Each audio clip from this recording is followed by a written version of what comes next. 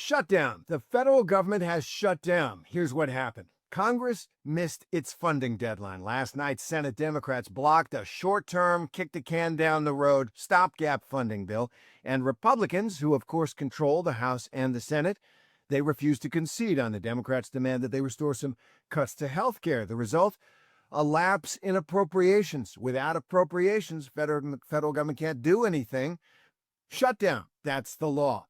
Now, there's something different this time. We've all seen this movie, right? But this is important. The White House is threatening to permanently lay off some federal workers that it chooses during this shutdown. That is very different from past practice and the law. Some argue unions have already sued.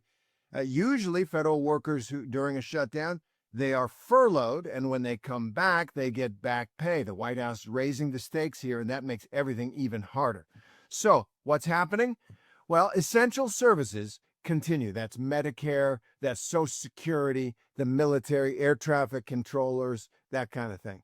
Non-essential services, think the national museums and national parks, government inspections, all kinds of civil enforcement of the law, the whole apparatus of the government, that goes into hibernation during the course of this shutdown. And hundreds of thousands of workers, 750,000 by some estimates, will be at home without pay, and that'll really have an impact. So a little bit more on what happened. The Republicans wanted to pass a 7-week continuing resolution. That's the kick the can down the road bill.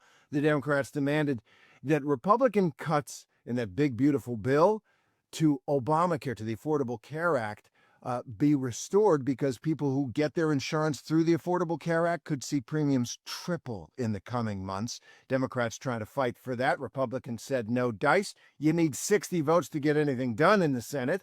That's the rules of the Senate. Republicans have 53, 54 if there's a tie and the vice president votes. Democrats won't vote. And here we are. So how long is this going to last? Who's going to blink first? And what impact is this going to have on our already wobbly economy? Well, tell me how this hits you, if at all, and when you think it's going to end. Drop something in the comments, and we'll continue this conversation, and we'll continue covering it. Thanks.